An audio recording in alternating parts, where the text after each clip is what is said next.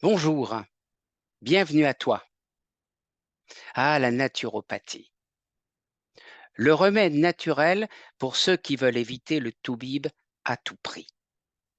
Quand on prononce le mot naturopathe, on se croirait dans une chanson de Pierre Vassiliou, c'est un chanteur des années 80, à se demander qu'est-ce qu'il fait, qu'est-ce qu'il a, qui c'est celui-là. Mais avant de confier ton bien-être à un naturopathe, pose-lui ces questions. Elles sont vitales, histoire de ne pas finir avec un gourou qui te prescrit du jus de carotte pour guérir de toutes tes misères. Premièrement, demande-lui, quelle est votre formation?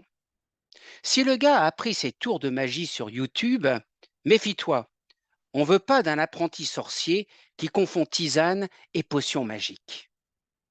Ensuite, sois curieux et balance un êtes-vous membre d'une association professionnelle de naturopathes?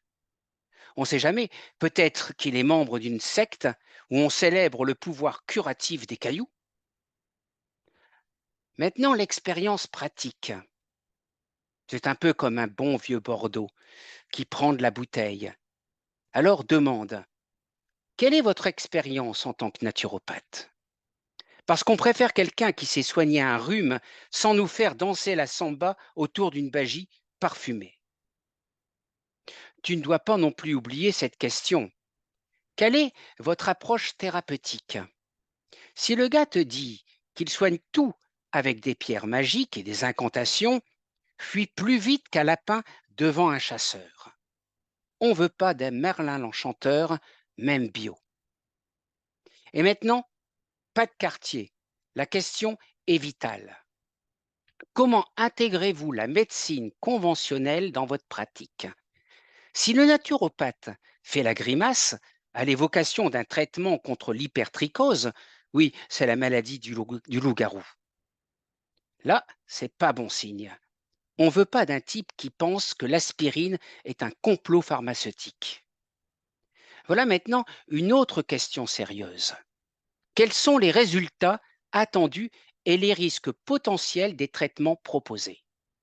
Si le type te garantit une guérison à 100% avec une décoction de feuilles d'ortie, ou que la ciguë peut être une tisane efficace, c'est louche.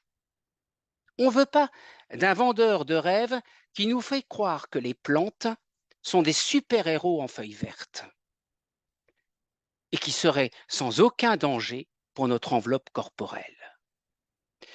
Ce serait pas mal aussi de demander quelles sont les preuves scientifiques soutenant vos traitements et méthodes. Si le naturopathe te sort des études faites dans son jardin, méfiance. On ne veut pas d'un gars qui confond la recherche scientifique avec son potager. Et bien entendu, demande-lui cela. Quels sont les coûts associés au traitement?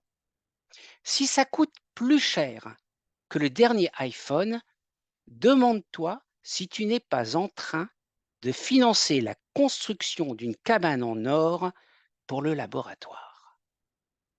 Allez, choisis bien ton praticien avec toutes ces questions.